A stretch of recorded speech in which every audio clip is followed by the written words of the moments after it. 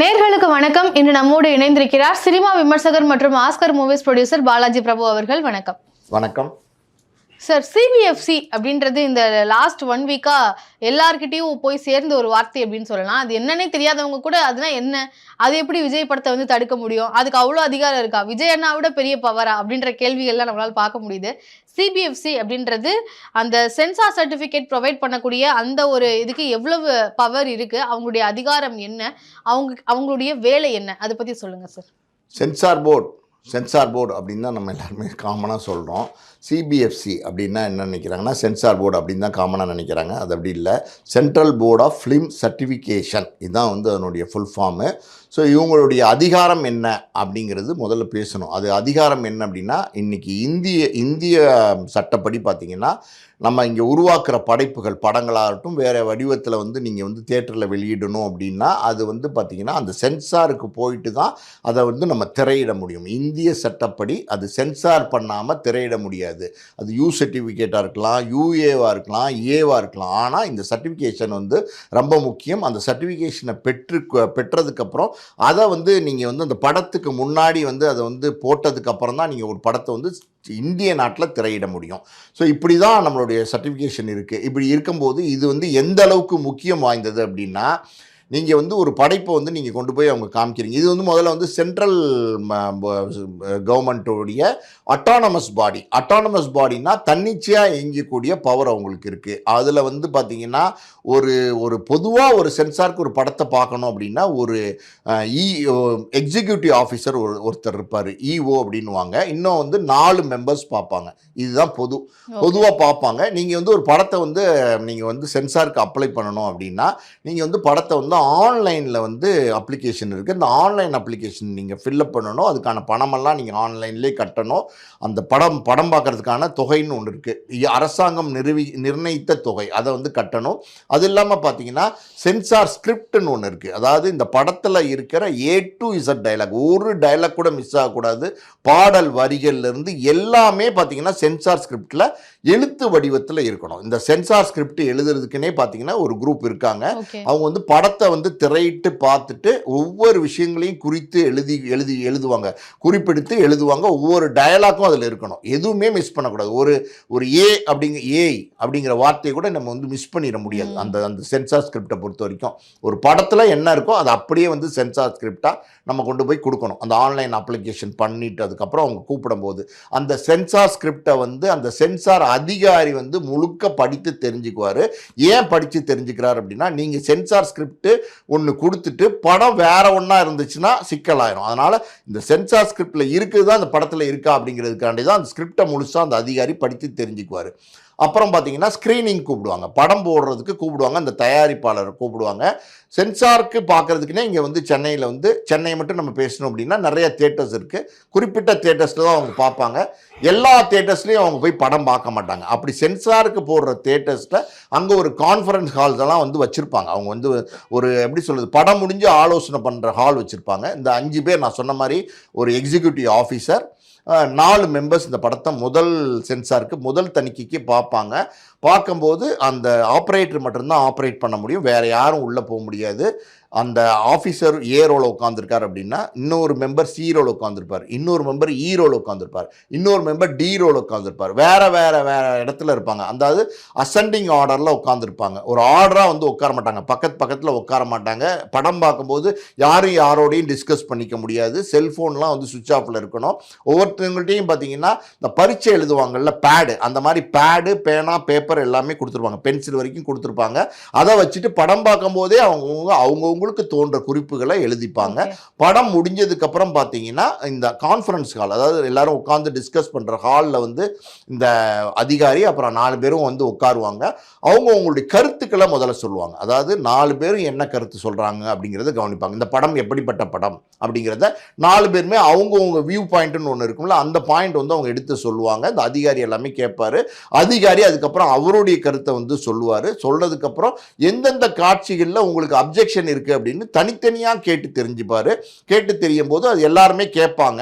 இப்போ அந்த காட்சிகள் ஒருத்தர் வந்து பார்த்தீங்கன்னா ஒரு காட்சியை அப்ஜெக்ட் பண்ணுறாரு. அந்த காட்சியை மற்ற 3 பேரும் அப்ஜெக்ட் பண்ணலை அப்படின்னா இந்த ஒருத்தரை வந்து இந்த 3 பேர் வந்து கன்வின்ஸ் பண்ணுவாங்க. அதாவது வந்து அது அப்படி தெரியலையே, நீங்கள் சொல்கிற மாதிரி அது வந்து தப்பாக இல்லையே அப்படிங்கிற மாதிரி கன்வின்ஸ் பண்ணுவாங்க.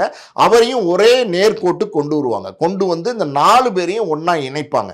4 பேருடைய கருத்தும் பார்த்தீங்கன்னா எல்லாமே ஏற்றுக்கொள்கிற மாதிரி இருக்கும். அதாவது எல்லாருடைய கருத்தும் 4 பேரும் ஒத்துக்கிறாங்கங்கிற மாதிரி இருக்கும். ஒருத்தர் முரண்பட்ட கருத்து சொல்லுவாங்க. அப்படி முரண்பட்ட கருத்து சொன்னால் கூட அதை அவங்க வந்து மற்ற 3 பேர் அந்த அதிகாரிகள்லாம் அவங்கள கன்வின்ஸ் பண்ணுவாங்க. நியாயமாக இருந்தால் கன்வின்ஸ் பண்ணி அதை சரி பண்ணுவாங்க. ஒத்த கருத்துக்கு வந்ததுக்கப்புறம் எந்தெந்த கட்ஸ் கொடுக்கலான்னு மார்க் பண்ணியிருக்காங்களோ அதெல்லாம் குறித்து வச்சுப்பாங்க. குறித்து வச்சதுக்கப்புறம் அந்த டேரக்டர் ப்ரொடியூசரை தியேட்டருக்குள்ளே கூப்பிடுவாங்க, அந்த கான்ஃபரன்ஸ் ரூமுக்குள்ளே. அங்கே டேரக்டர் ப்ரொடியூசர்ஸ்ட்டை உட்காந்து இந்த படத்தில் எந்த கட்ஸ் கொடுத்துருக்கோம், என்ன ஏது அப்படிங்கிறதெல்லாம் அவங்க விலாவரியாக சொல்லுவாங்க. அப்போ அந்த இயக்குனர் அவங்க கொடுக்குற கட்ஸுக்கு ஆட்சேபனை இருந்தால் அவர் வந்து விளக்கம் கொடுக்கலாம். அதாவது நான் இந்த காரணத்துக்காண்டி வைக்கலை, இது வைக்கலை அப்படிங்கிறத சொல்லலாம். ஒரு உதாரணத்துக்கு சொல்லணும்னா, இது முதல் படம் வந்து புது வசந்தம் பண்ணியிருந்தார்ல விக்ரமன் டைரக்டர், அவர் சமீபத்தில் இந்த சர்ச்சையெல்லாம் வர ஆரம்பிச்சதுக்கப்புறம் ஒரு பேட்டி ஒன்று கொடுத்துருக்காரு. அதில் ஒரு விஷயம் சொல்லியிருக்காரு, அதை நம்ம சொன்னால் புரியும். அப்படின்னா அவர் ஒரு தெருவில் அவங்கெல்லாம் நடந்து போகிறாங்க, ஒரு 4 ஆண்களுக்கு நடுவில் ஒரு பெண் இருக்கிறாங்கிறது அந்த கதை. களங்கமில்லாத நட்பு அப்படிங்கிறது தான் அந்த கதை. அந்த படம் வந்து பயங்கரமாக ஓடிச்சு. அந்த படத்தில் வந்து இவங்களாம் அடிக்கடி தெருவில் நடந்து போவாங்க, ஒரு வீட்டில் இருப்பாங்க, இப்படி தான் காட்சிகள் இருக்கும். தெருவில் நடந்து போகும்போது பார்த்தீங்கன்னா அன்னைக்கு வந்து காங்கிரஸுக்கு ஓட்டு போடுங்கள், ராஜீவ்காந்திக்கு ஓட்டு போடுங்கள் அப்படிங்கிற மாதிரி செவரொட்டிகள் இருந்திருக்கு. அன்னைக்கு யதார்த்தமான செவரொட்டிகள், அன்னைக்கு கிராஃபிக்ஸ் இல்லை, திணிக்கப்பட்டது இல்லை. அன்னைக்கு ஒரு எலெக்ஷன் டைமாக இருந்திருக்கலாம், அது அந்த நேரத்தில் பிரச்சாரத்துக்கான ஒட்டப்பட்ட போஸ்டராக இருந்திருக்கலாம், அது இருந்திருக்கு. ஸோ அவங்க சென்சார் பார்த்தவங்க இதெல்லாம் வெட்டணும் அப்படின்னு இருக்காங்க. இதெல்லாம் வெட்டினா தான் நாங்கள் கொடுக்க முடியும் அப்படின்னா கிட்டத்தட்ட 30% படத்தை வந்து வெட்ட வேண்டி வரும். ஏன்னா அது வந்து அந்த படமே வந்து ரோட்டில் நடந்து போகிறது, பால்கனியில் நிற்கிறது, அந்த வீட்டில் பேசுறது, திருப்பி ரோட்டில் நடந்து போகிறது, டீ குடிக்கிறது, இப்படி தான் இருக்கும். அப்படி இருக்கும்போது எல்லா காட்சியிலுமே அது இருக்குன்னும் போது அது எப்படி வெட்ட முடியும்? அப்போ விக்ரமன் வந்து மறு ஆய்வுக்கு போயிருக்கு. அந்த படம் மறு ஆய்வில் போய் சொல்லியிருக்காரு, விளக்கம் கொடுத்துருக்காரு. சார் அது ரோட்டில் இருக்கிறது, நான் வந்து எந்த கட்சிக்கும் சார்ந்தவன் கிடையாது, இதனால் வந்து இது வந்து எந்த உள்நோக்கத்தோடையும் வைக்கப்பட்டது இல்லை, அது அந்த நேரத்தில் இருந்த காட்சி அமைப்பில் அது ரோட்டில் இருந்த விஷயம் தான் சார்னு சொன்னோன்னா அது கன்வின்ஸ் ஆகி சர்டிஃபிகேட் கொடுத்துட்டாங்க. இதுதான் இப்படி வந்து ஒரு இயக்குனர் வந்து அவருடைய விளக்கம், தன்னிலை விளக்கத்தை கொடுக்கும்போது அது ஏற்றுக்கொள்கிற மாதிரி இருந்தால் ஏற்றுப்பாங்க. அப்படி தான் ஏற்றுக்கிட்டு கட்ஸ் கொடுப்பாங்க. ஸோ நீங்கள் அந்த கட்ஸ் எல்லாம் ரெடி பண்ணிவிட்டு கொண்டு போய் கொடுத்துட்டிங்கன்னா அந்த கண்டென்ட்டை வந்து அந்த ரெடி பண்ண ரிவைஸ்டு கண்டென்ட், சென்சார் போர்டு சொன்ன கட்ஸ் எல்லாம் மியூட்ஸ் எல்லாம் இருக்கான்னு பார்ப்பாங்க. பார்த்துட்டு அன்னைக்கு முதல் தடவையாக பேசுகிறாங்களே கான்ஃபரன்ஸ் ஹால்லேயே அப்போயே சொல்லிடுவாங்க, இதெல்லாம் நீங்கள் நீக்கிட்டீங்கன்னா உங்களுக்கு யூஏ தரலாம், தரலாம் அப்படிங்கிறதெல்லாம் அவங்க அன்றைக்கே சொல்லிடுவாங்க. இதெல்லாம் நீங்கள் செஞ்சு கொடுத்ததுக்கப்புறம் அவங்க வந்து சர்டிஃபிகேட் கொடுத்துருவாங்க. இதுதான் நடைமுறை. ஒரு 15 நாளைக்குள்ளே நீங்கள் அப்ளை பண்ணோன்னா அவங்க கூப்பிடுவாங்க. கட்ஸ் அதிகபட்சம் எல்லாம் ரெடி பண்ணி நீங்கள் கொடுத்தீங்கன்னா 15 நாளைக்குள்ளே சர்டிஃபிகேட்டை இஷ்யூ பண்ணிடுவாங்க. இன்னும் சொல்லப்போனால் அது வந்து அந்த எவ்வளோ பிஸியாக இருக்குங்கிறத பொறுத்து அந்த போர்ட்டல் வந்து ரொம்ப பிஸியாக இருக்கும். சில நேரங்களில் தீபாவளிக்கு ஒரு 4 படம் 5 படம் வரும். அது யார் முன்னாடி அப்ளை பண்ணாங்களோ அவங்கள பார்த்து அடுத்தடுத்த வரிசையில் பார்த்துட்டே இருப்பாங்க. ஸோ ஒருமே படமே இல்லாத ஒரு ட்ரையான டயத்தில் நீங்கள் போய் கொடுத்தீங்கன்னா ஒரு 5-6 நாளைக்குள்ள கூட இந்த சென்சார் சர்டிஃபிகேட்டை வாங்கிட முடியும். இது இவ்வளோ சுலபம் தான், இது அவ்வளோ கஷ்டம் கிடையாது. இங்கே நீங்கள் கேட்டீங்க ஜனநாயகன் படத்துக்கு ஏன் இவ்வளோ வந்து பிரச்சனைகள் இருக்குன்னு. ஜனநாயகன் படத்தை பொறுத்த வரைக்கும் என்ன நடந்திருக்கு அப்படின்னா, டிசம்பர் 18ஆம் தேதி சென்ற வருடம் 2025 சென்சாருக்கு அப்ளை பண்ணியிருக்காங்க. டிசம்பர் 22ஆம் தேதி படத்தை பார்த்துட்டு கட்ஸும் கொடுத்துட்டாங்க, மியூட்ஸும் கொடுத்துட்டாங்க. சில வசனங்களை மௌனப்படுத்தி சொல்லிட்டாங்க. அதெல்லாம் சொன்னதுக்கப்புறம் அந்த குழு வந்து ஒத்துக்கிட்டாங்க. அந்த ரிவைஸ்டு கண்டென்ட்டை கொண்டு போய் கொடுத்துட்டாங்க. யூஏ சர்டிஃபிகேட் உங்களுக்கு வழங்கப்படும்னு சொல்லிட்டாங்க. ஆனால் யூஏ சர்டிஃபிகேட் வழங்காமலே இருந்திருக்கிறாங்க. வழங்காமலே இருக்கும்போது இவங்க வந்து நடுவில் பார்த்தீங்கன்னா ஆடியோ வெளியீடு இருந்துச்சு மலேசியாவில், அது இதுன்னு போயிட்டு வந்து கிறிஸ்மஸ் நியூ இயர் எல்லாம் கடந்து சர்டிஃபிகேட் வரல. 9ஆம் தேதி ரிலீஸ்ன்னும் போது என்ன ஏதுன்னு போய் பார்க்கும்போது அப்பயுமே பெருசாக அவங்கக்கிட்டேருந்து எங்களுக்கு அப்டேட்ஸ் வரல, தகவல் வரல, ஏன் சர்டிஃபிகேட்டு தாமதமாகுது அப்படிங்கிற தகவல் வரல அப்படின்னு சொல்கிறாங்க. ஸோ கடைசியாக பார்த்தீங்கன்னா 5ஆம் தேதி அன்றைக்கி ஒரு மெயில் வந்திருக்கு சென்சார் ஆஃபீஸ்லேருந்து. அந்த தயாரிப்பு நிறுவனத்துக்கு என்ன சொல்கிறாங்க அப்படின்னா, இந்த படத்தில் வந்து இராணுவ சம்பந்தமான சில சிம்பிள்களை பயன்படுத்தியிருக்கிறீங்க, அதுக்கு முறையான பர்மிஷன். அவங்க என்ன சொல்கிறாங்கன்னா, ஹோம் டிபார்ட்மெண்ட், ஹோம் செக்ரட்டரியிலிருந்து வாங்கியிருக்கணும் பர்மிஷன், வாங்கப்படலை. இதெல்லாம் வந்து நாங்கள் ஆட்சேபனை, எங்கள் சென்சாருக்குள்ளே இருக்கிற ஒரு மெம்பர், பொதுவாக இது நடக்காது. நான் சொன்னேன்ல, 4 பேரில் ஒருத்தர் வந்து ஏதாவது ஆட்சேபனை தெரிவித்தா இந்த மற்ற 4 பேர்கள் தலைவரோடு சேர்ந்து அவங்கள கன்வின்ஸ் பண்ணுவாங்க. அவங்களும் நம்மளுடைய கருத்துக்கு ஒத்த கருத்துக்கு வர்றது மாதிரி செய்வாங்க. அது சரியாக இருந்துச்சுன்னா. அது சரி, சில நேரங்களில் ஒருத்தர் வந்து முடியவே முடியாதுன்னு பிடிவாதம் பிடிச்சா அங்கே வந்து மெஜாரிட்டி அப்படின்னு பார்க்கலாம். இப்போ நீங்கள் நம்ம ஜனநாயக நாட்டில் என்ன நடக்குது, ஒரு தேர்தல் வைக்கிறாங்க, 100% ஒருத்தர் 49 வாங்கியிருக்கார், ஒருத்தர் 51 வாங்கியிருக்காருன்னா 51 வாங்கினவர் வெற்றியாளராக நம்ம சொல்லிடுறோம். அதே மாதிரி மெஜாரிட்டியை பேஸ் பண்ணி வந்து சர்டிஃபிகேட் இஷ்யூ பண்ணுவாங்க. ஆனால் இங்கே என்ன நடந்திருக்குன்னு சொல்கிறாங்கன்னா, இந்த ஒரு சென்சார் எக்ஸிக்யூட்டிவ் மெம்பர் இருக்காரு, அவர் வந்து அவருடைய ஆட்சேபனையை வந்து எழுத்து மூலமாக ரீஜனல் சென்சார் ஆஃபீஸ், அதாவது வந்து அந்த டெல்லியில் இருக்கிற சென்சார் ஆஃபீஸ்க்கு பதிவு பண்ணியிருக்கார், எழுத்து மூலமாக லெட்டராக பதிவு பண்ணியிருக்காருன்னும் போது அவர் அதை பார்த்துட்டு, ஸோ இதில் ஏதோ பிரச்சனை இருக்குன்னு சொல்கிறாங்களே, நீங்கள் வந்து ரிவைசிங் கமிட்டிக்கு அனுப்புங்க அப்படின்னு சொன்னதுனால ரிவைசிங் கமிட்டிக்கு படம் அனுப்பிச்சிட்டு தான் நாங்கள் சென்சார் கொடுக்க முடியும்னு சொல்கிறாங்க. இப்போ இதில் அரசியல் ஆட்டம் இருக்குது, அரசியல் அழுத்தம் இருக்குது, இதெல்லாம் ஒரு பக்கம் கொல்லப்பட்டாலும் சென்சார் போர்டு சார்பாக சொல்லப்படும் காரணங்கள் இதுவாக தான் இருக்கு. சரி, இப்போ ஒரு படம்ன்றது 3 மணி நேரம் இருக்க போகுது. அந்த 3 மணி நேரம் படத்தை பார்த்துட்டு எவ்வளவு நாட்கள் அதுக்கு டைம் எடுத்துக்க முடியும்? அந்த படத்துல வந்து இந்த விஷயங்கள் இருக்கு, அந்த 4 பேர் வந்து டிஸ்கஸ் பண்ணி அதை கன்வின்ஸ் பண்றதா இருக்கட்டும், இல்ல பிரச்சனைகள் ஒருத்தருக்கு மட்டும் ஏதாவது சிக்கல் இருந்தாலும் அதை சேர்ந்து கன்வின்ஸ் பண்ணுவாங்கன்னா சொல்றீங்க இல்லையா? எத்தனை நாள் எடுக்க முடியும்? ஒரு படம் 3 மணி நேரம் தான், அந்த ஒரே படத்துக்கு எவ்வளவு நாள் வந்து அவங்க எடுப்பாங்க யூஸ்வலா? கன்வின்ஸ் பண்றதுக்கு இல்ல, கன்வின்ஸ் பண்றதுக்கு ஒரு சென்சார் சர்டிபிகேட் இஷ்யூ பண்றதுக்கு எத்தனை நாள்? அதான் நான் சொன்னேன்மா, இது வந்து பாத்தீங்கன்னா ஒரு 15 நாளைக்குள்ள அந்த படத்தை போட்டு காட்ட கூப்பிடுவாங்க. ஆனா இங்க 20 நாளைக்கு மேல ஜனநாயகனுக்கு டைம். அதுதான்மா, அந்த நாள் வந்து பாத்தீங்கன்னா மேக்சிமம் பாத்தீங்கன்னா அவங்க சொல்ற கட்ஸ், அவங்க இந்த சர்டிஃபிகேட் கொடுப்போம் எல்லாமே அந்த காட்சி முடிஞ்சோடனே அவங்க சொல்லிடுவாங்க, இயக்குனர் தயாரிப்பட்டு சொல்லிடுவாங்க.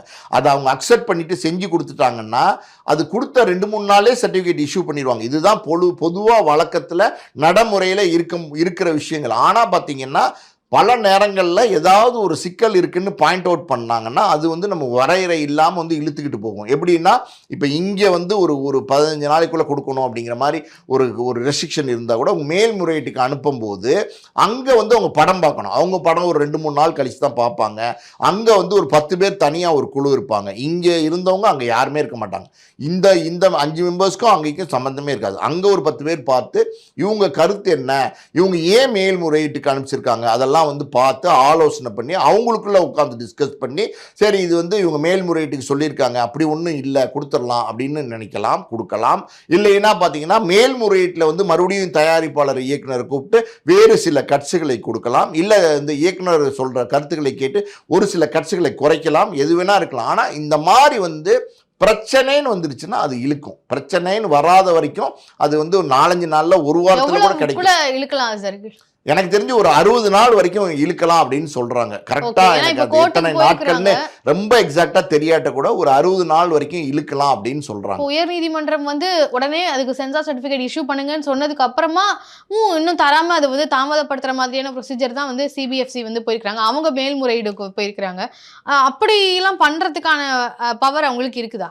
நீங்கள் வந்து இப்போ நீங்கள் வந்து இது சென்சார் போர்டு மட்டுமே தலையிட்டு ஒரு ஃபஸ்ட்டு தணிக்கை மேல்முறையீடு இப்படி மட்டும் போனால் மட்டுமே, இதுக்கப்புறம் ஒரு ட்ரிபியூனல்னு ஒன்று இருந்துச்சு இதுக்கு முன்னாடி, அந்த ட்ரிபியூனல்ங்கிறத இப்போ எடுத்துட்டாங்க. ஸோ இந்த 2 மட்டும்தான் இப்போ இருக்குது. இந்த 2ஐ தாண்டி நீங்கள் போகணும் அப்படின்னா இந்த தயாரிப்பாளரோ இயக்குனரோ உச்சநீதிமன்றத்தை நாடலாம். அவங்க இது வந்து சென்சார் போர்டு நாடி இருக்காங்க. இந்த ஜனநாயகனை பொறுத்த வரைக்கும் எப்படின்னா இந்த எப்படி சொல்கிறது, அவங்க வந்து இந்த மேல்முறையீடு பண்ணதுக்கப்புறம் ரிவைசிங் கமிட்டி போனதுக்கப்புறம் பணம் பார்த்துட்டு கொடுக்குறேன்னு சொல்கிறாங்க.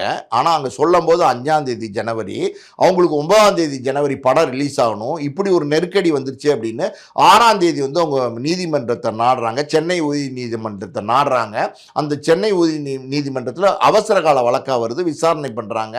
அந்த விசாரணைக்கு தீர்ப்பு வந்து பார்த்தீங்கன்னா வெள்ளிக்கிழமை வந்து விசாரணை தீர்ப்பு சொல்றாங்க 9ஆம் தேதி. அந்த தீர்ப்பே 10:30 மணிக்கு தான் சொல்றாங்க.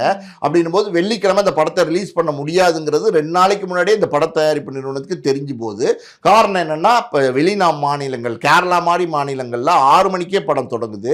சென்னையில் வந்து பார்த்தீங்கன்னா தமிழ்நாட்டில் வந்து 9 மணிக்கு தொடங்குது. வெளிநாடுகளில் பார்த்தீங்கன்னா அதிகாலை 2 மணி 3 மணி, நம்ம ஊர் டைமிங் வேற, அதனால அங்கே அப்படி தொடங்குது. அப்படி இருக்கும்போது இந்த படத்தை ரிலீஸ் பண்ண முடியாதுன்னு முடிவுக்கு வந்து தான் நாங்கள் வரல, தவிர்க்க முடியாத சூழ்நிலையில் வர முடியலங்கிற அறிவிப்பு அவங்க கொடுத்துட்டாங்க. இப்படி தான் இந்த நிர்பந்தமான சூழ்நிலையில் பார்த்தீங்கன்னா வெள்ளிக்கிழமை அன்னைக்கு அந்த வழக்கு வந்தது. அன்னைக்கு வெளியிட முடியாதுன்னு தெரிஞ்சு முடியாதுன்ட்டாங்க, வரலன்ட்டாங்க. ஆனால் வழக்கு வந்து பார்த்தீங்கன்னா இவங்களுக்கு சாதகமாக தீர்ப்பு வந்தது. ஆஷா அந்த நீதிபதி, அவங்க நீதியரசர் யூஏ கொடுத்துருங்கன்னு சொல்கிறாங்க. ஆனால் அது மேல்முறையீட்டுக்கு சென்சார் போர்டு போயிடுச்சு. சென்சார் போர்டு வந்து மேல்முறையீட்டுக்கு போயிடுச்சு. அங்கே வந்து பெஞ்சுனா என்னென்னா 2 நீதிபதிகள் இருப்பாங்க.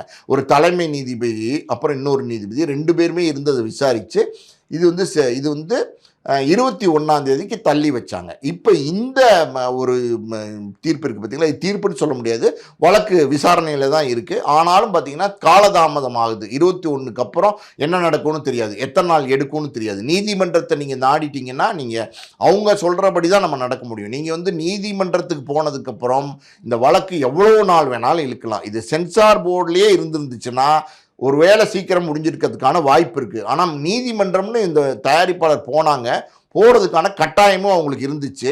ஆனால் அங்கே வந்து எதிர்த்து வழக்கு வந்து போராடுறாங்க. எங்களுக்கு வந்து எங்கள் பக்க நியாயங்கள் கேட்கணும் அப்படின்றாங்க. அப்படி இருக்கும்போது இந்த வழக்கு வந்து பார்த்திங்கன்னா இன்றைக்கி வந்து சுப்ரீம் கோர்ட்டில் வந்து நம்பர் பண்ணியிருக்காங்க. நாளைக்கு விசாரணைக்கு வரப்போகுதுங்கிறாங்க. நாளைக்கு விசாரணைக்கு வரதுக்கு முன்னாடியே பார்த்திங்கன்னா சென்சார் போர்டில் பார்த்திங்கன்னா கேவியேட் போட்டிருக்காங்க.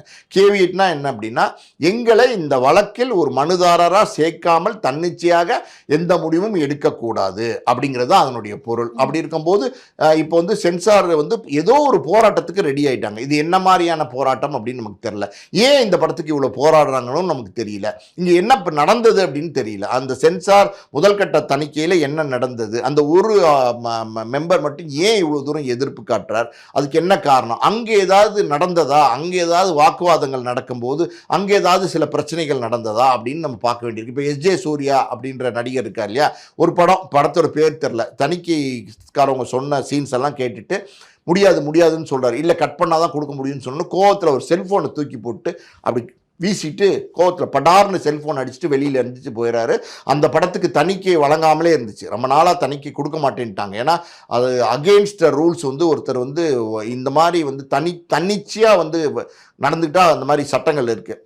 கொடுக்கப்படாமல் இருந்துச்சு. இப்போ வந்து அது கொடுக்கப்பட்டதா என்னன்னு எனக்கு விவரங்கள் தெரியல. அப்படியெல்லாம் வந்து ஏதாவது அங்கே வந்து நடந்ததா, அந்த இயக்குனருக்கும் அந்த தயாரிப்பாளருக்கும் ஏதாவது வந்து பேச்சுவார்த்தையின் போது சின்ன சின்ன உரசல்கள் இருந்ததா, அவரோட ஈகோவை டச் பண்ணுற மாதிரி இருந்ததா, ஏன் இவர் இவ்வளோ பிடிவாதமாக இருக்கார் அப்படிங்கிற மாதிரி பலவிதமான கேள்விகள் இருக்குது. இப்போ நீங்கள் ஜனநாயகன் எடுத்துக்கிட்டிங்கன்னா அது ஒரு சோஷியல் மெசேஜ் சொல்லக்கூடிய ஒரு படம் தான். ஆல்ரெடி நமக்கு தெரியும் பகவந்த் கேசரின்னு ஒரு தெலுங்கு படம், அதை தான் வந்து ரீமேக் பண்ணியிருக்காங்க. விஜய் வந்து கொஞ்சம் இதில் வந்து பாலிடிக்ஸ் பேசியிருக்காரு. இதுதான் இந்த படத்தில் இருக்குது. அது இல்லாமல் வழக்கமான ஒரு அடிதடி, வெட்டு குத்து, பஞ்சு டைலாக்கு, பாட்டம் உள்ள இதை பார்த்தீங்களா, அந்த இது என்ன ஒரு பாட்டெல்லாம் கூட இருக்குல்ல, அந்த மாதிரி வந்து பார்த்தீங்கன்னா இது ஒரு கமர்ஷியல் படமாக தான் இருக்க போகுது, இது ஒரு விஜய் படமாக தான் இருக்க போகுது. ஆனால் இந்த படத்தில் எதுக்கு இவ்வளோ எதிர்ப்புன்னு தெரில. இப்போ இராணுவ அடையாளங்களை பயன்படுத்திக்கிறதா சொல்கிறாங்க. ஒருவேளை அந்த காட்சிகளை நீக்கிட்டு அது முடிஞ்சிருதுல்ல, அப்போ ஏன் காட்சிகளை நீக்க சொல்லலை அப்படிங்கிற கேள்வி வருது. இராணுவ அடையாளங்கள் பயன்படுத்தியிருக்கிறாங்க, ஓகே, அந்த காட்சிகளை நீக்கிறேன் அப்படின்னு சொல்லிட்டா பிரச்சனை முடிஞ்சிருது இல்லை. அப்போ அங்கே அதுக்கும் மேலே பிரச்சனை முடியாமல் இருக்கிறதுக்கு என்ன காரணம்? நீக்க மாட்டேன்னு சொன்னாதான் ஹோம் டிபார்ட்மெண்ட்டில் நீங்கள் வந்து பர்மிஷன் வாங்கணும். நீக்கிறேன்னு சொன்னால் எதுக்கு பர்மிஷன்? ஸோ இதெல்லாம் மீறி ஏன் இந்த வழக்கு வந்து கோர்ட் வரைக்கும் போயிருக்கு, உச்சநீதிமன்றம் வரைக்கும் எதுக்கு போயிருக்கு, எதுக்கு இந்த போராட்டங்கள் அப்படின்னு நமக்கு தெரியல. வழக்கமாக இப்படி நடக்கிறது கிடையாது. வழக்கமாக பார்த்தீங்கன்னா சில நேரங்களில் படத்துக்கு சர்டிஃபிகேட் கொடுக்க மறுப்பாங்க. இன்னொரு உதாரணமும் சொல்லலாம். ராஜீவ்காந்தி கொலை செய்யப்பட்ட அதே காலகட்டத்தில் குற்றப்பத்திரிக்கைன்னு ஒரு படம் வந்து தொடங்கப்பட்டது. அது வந்து நம்ம ஆர்கே செல்வமணி வந்து டைரக்ட் பண்ணார். அன்னைக்கு வந்து அந்த ராஜீவ்காந்தியோட வழக்கு இந்தியாவில் ஒரு பெரிய வழக்கு, ஒரு கொலை வழக்கு, அது வந்து விசாரணையில் இருந்துச்சு. விசாரணை நடந்துக்கிட்டு இருந்துச்சு. ஆரம்பகட்ட விசாரணை, தொடர்ந்து விசாரணை நடந்துக்கிட்டு இருந்துச்சு. இப்போ அந்த வழக்கோட விசாரணையெல்லாம் முடிஞ்சிருச்சு, பல பேர் விடுவிக்கப்பட்டுட்டாங்க. ஸோ அப்படி அன்னைக்கு விசாரணையில் இருந்த காலகட்டத்தில் இந்த படத்தை எடுத்துகிட்டு சென்சாருக்கு போனப்போ இந்த படத்துக்கு சென்சார் கொடுக்கவே மறுத்துட்டாங்க. சென்சாரே கொடுக்கப்படல. எனக்கு தெரிஞ்ச பல வருடங்கள் கழித்து ஒரு 17 வருஷம் சென்சார் கிடைக்காம அந்த படம் வந்து பெட்டிக்குள்ளே இருந்துச்சு. அதுக்கப்புறம் 2008 என்னமோ அந்த படம் வந்து வெளியிடாச்சு. இப்படி ஒரு சில நேரங்களில் சில பிரச்சனைகள் வரும். தேன்கூடுன்னு ஒரு படம், அந்த படம் பார்த்தீங்கன்னா இகோர்னு ஒரு டேரக்டர், அவர் கலாப காதல்னு ஆரியா வச்சு படம் பண்ண டேரக்டர். அவர் வந்து ஒரு ஈழத்தமிழர்கள் பற்றிய ஒரு கதையை எடுக்கிறாரு. அந்த கதைக்கும் வந்து பார்த்தீங்கன்னா அன்னைக்கு பிரபாகரனுடைய போர் வந்து, அதாவது ஈழப்போர் வந்து பயங்கரமாக நடந்துக்கிட்டு இருந்த காலகட்டம். ஸோ அந்த படத்துக்கும் நம்ம இந்திய நாட்டில் சென்சார் சர்டிஃபிகேட் கொடுக்கப்படாமல் இருந்தது. இங்கே மறுக்கப்பட்டது. இங்கே இந்தியாவில் அந்த படமே ரிலீஸ் ஆகலை. ஆனால் வெளிநாடுகளில் பார்த்தீங்கன்னா அங்கே சென்சார் ஆகி லண்டன்லேருந்து இலங்கையிலேருந்து பல வெளிநாடுகளில் அந்த படம் ரிலீஸ் ஆச்சு. இது மாதிரி சில வரலாறுகள் உண்டு. சில படங்களுக்கு சில முட்டுக்கட்டைகள் இருந்தது உண்டு. சில நேரங்களில் அடுத்தடுத்து போராட்டங்கள் பண்ண வேண்டியிருக்கும் தயாரிப்பாளர். ஒரு நார்மல் சென்சார் போய் அதுக்கப்புறம் ரிவைசிங் கமிட்டிக்கு போய் அன்னைக்கு ட்ரிபுனல் இருந்துச்சு, ட்ரிபுனருக்கு போய் அதுக்கப்புறம் உச்சநீதிமன்றம், நீதிமன்றம் இதெல்லாம் நாடுற ஒரு சூழல் வந்திருக்கு. இல்லைன்னு நம்ம சொல்ல முடியாது, முழுக்க இல்லைன்னு சொல்ல முடியாது. இப்போ சரத்குமார் கூட சொல்றாரு, அதாவது அடங்காதையோ ஒரு படம் சொல்றாரு. அந்த படம் அவர் நடித்த படம். ஏதோ ஒரு சில வசனங்கள்லாம் வந்து மோசமாக இருக்குது, அதாவது அரசியல் வசனங்கள் இருக்குது அப்படிங்கிற மாதிரி ஏதோ மத சார்ந்த வசனம் ஏதோ சொல்கிறாங்க. அதனால் அந்த படத்துக்கு கூட இன்னைக்கு சென்சார் சர்டிஃபிகேட் கொடுக்காம தான் இருக்குது. அதை பற்றி யாருமே கேட்கலன்னு அவருடைய ஆதங்கத்தை இந்த கூட்டத்துக்கு நடுவில் தெரிவிச்சிருக்காரு. ஸோ இதெல்லாம் வந்து நடக்கும். ஆனால் இந்த ஜனநாயகம் போது இங்கே வந்து இது ஒரு சோஷியல் மெசேஜ் உள்ள படம். நான் சொன்ன மாதிரி அடிதடி வெட்டு குத்து பஞ்சு டைலாக்கு இதில் உள்ள இந்த படத்துக்கு எதுக்கு இந்த போராட்டம்னு நமக்கு தெரியல. பட் அது வழக்காக மாறிடுச்சுன்னும் போது நீதிமன்றத்தில் இருக்குது. அது என்ன ஆகுங்கிறது நம்மளால் இப்போ சொல்ல முடியாது. ஆனால் இது எந்த காலத்தில் வந்து வெளியீடாகும் அப்படிங்கிறதும் நம்ம சொல்ல முடியாது. ஏன்னா ஒரு வழக்கு நீதிமன்றத்துக்கு போனால் நியாயங்கள் எப்போவுமே வந்து நியாயம் வந்து எல்லாருக்குமே கிடைக்கும், நீதி வெல்லும், அதெல்லாம் உண்மைதான். ஆனால் அது எப்போ அப்படிங்கிறது மட்டும் கேள்விக்குறியாகவே தான் இருக்கும். இப்போ இந்த போராட்டத்துக்கு இங்கே மறுபடியும் எதிர்த்து போராடுறாங்கன்னும் போது என்ன நடக்க போகுதுன்னு தெரில. கண்டிப்பா சார். சிபிஎஃப்சியினுடைய பவர் என்ன, அவங்க எப்படி செயல்படுவாங்க அப்படின்றதெல்லாம் வந்து ரொம்பவே விரிவா எங்ககிட்ட நிறைய தகவல்களை கொடுத்தீங்க. மிக்க நன்றி. நன்றி.